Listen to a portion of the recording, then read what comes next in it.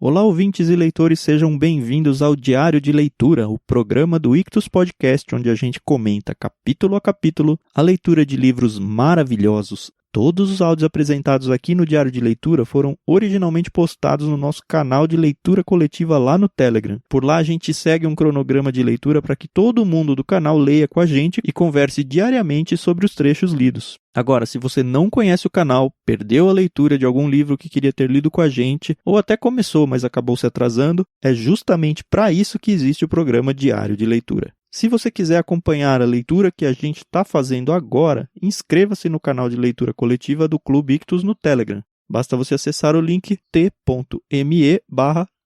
Ictus. É claro que você tem que ter o aplicativo Telegram instalado também. A participação é gratuita, pode ficar tranquilo. Sem mais delongas, fique agora com os comentários do livro O Evangelho Maltrapilho, de Brennan Manning.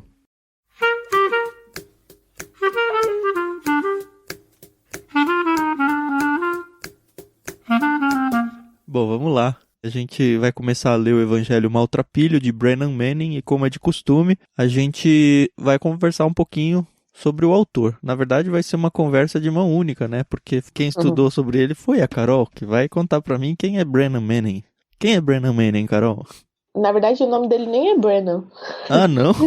Não, é Richard Francis Xavier Manning. E da onde veio esse Brennan aí? Eu acho que era tipo um apelido, né? Ele ficou conhecido como Brennan.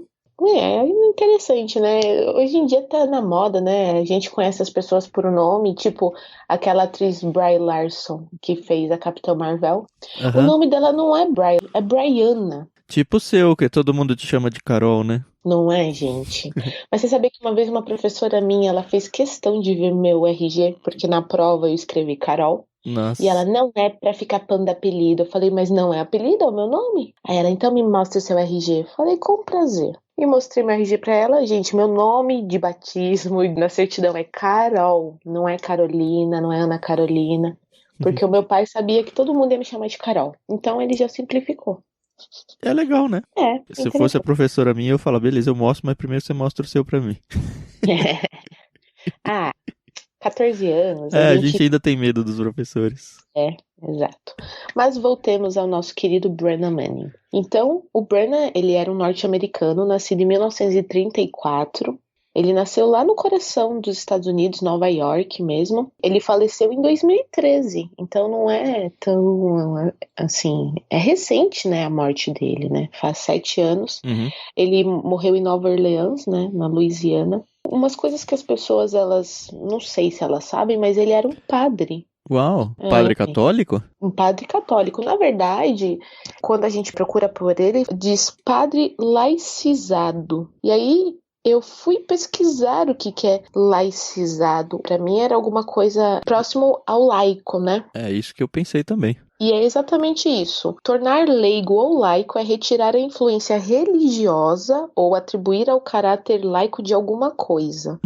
Então, pelo visto, ele era padre por ter tido essa educação católica, né? Mas ele não seguia bem o catolicismo. Não sei se isso ficou muito claro pro pessoal. É meio como se ele tivesse, sei lá, estudado no seminário católico, tendo a formação de padre, mas não exerceu dentro da hierarquia da igreja e tal. Isso. Mas ele seguiu como uma pessoa religiosa e produzindo teologia dentro daquilo que ele estudou, sem se envolver com a instituição. Acho que é alguma coisa por aí, é isso? Deve ser. Se alguém souber melhor o que é, pode nos falar nos comentários que vamos ficar felizes em aprender.